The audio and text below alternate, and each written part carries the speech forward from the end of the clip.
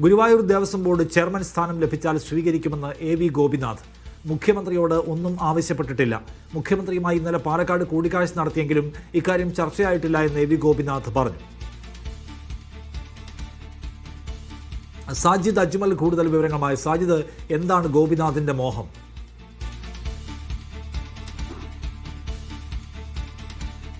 നിഷാദ്, നമുക്കറിയാം AV ഗോപിനാഥ് കോൺഗ്രസിന്റെ മുൻ MLA ആയിരുന്നു, പാലക്കാട് DCC പ്രസിഡന്റ് ആയിരുന്നു, വളരെ പ്രധാനപ്പെട്ട നേതാവായിരുന്നു. പിന്നീട് ഈ കോൺഗ്രസുമായി കലഹിച്ച് അദ്ദേഹം പുറത്തു പോവുകയാണ് ഉണ്ടായത്. പിന്നീട് ഈ CPM-ഉമായി സഹകരിക്കുന്ന ഒരു കാഴ്ചയും കണ്ടു. കഴിഞ്ഞ തദ്ദേശ സ്വയംഭരണ തെരഞ്ഞെടുപ്പിൽ അദ്ദേഹം CPM-നൊപ്പം ചേർന്ന് മത്സരിച്ചു. പക്ഷേ അവിടെ ഈ 62 വർഷങ്ങൾക്ക് ശേഷം പഞ്ചായത്ത് ഭരണം മാറി LDF-ന് ലഭിച്ചെങ്കിലും AV ഗോപിനാഥും അദ്ദേഹത്തോടൊപ്പമുള്ള ആളുകളും പരാജയപ്പെട്ടു പോവുകയാണ് ഉണ്ടായത്.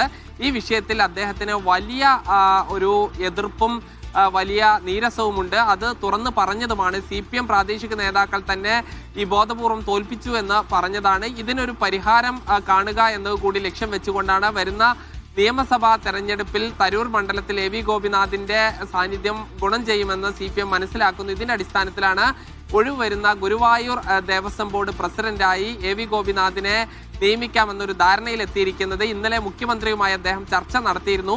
അത് AV ഗോപിനാഥ് പറയുന്നത് മുഖ്യമന്ത്രിയുമായുള്ള ചർച്ചയിൽ ഈ കാര്യങ്ങളൊന്നും ഈ വിഷയങ്ങളൊന്നും തന്നെ ചർച്ചയായിട്ടില്ല, അതൊരു സൗഹൃദ സംഭാഷണം മാത്രമായിരുന്നു എന്നാണ് അദ്ദേഹം പറയുന്നത്.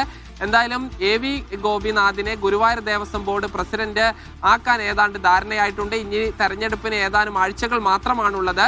ഒഴിവ് വരുന്ന മുറയ്ക്ക് അദ്ദേഹത്തിനെ ഗുരുവായൂർ ദേവസ്വം ബോർഡ് പ്രസിഡന്റ് ആക്കും. അങ്ങനെ ഒരു സ്ഥാനം ലഭിച്ചാൽ അതിൽ വലിയ സന്തോഷിക്കും എന്ന് അദ്ദേഹം പറയുന്നു. അത് ഏറ്റെടുക്കും.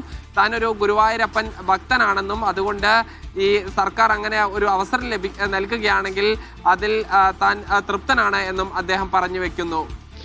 ശരി.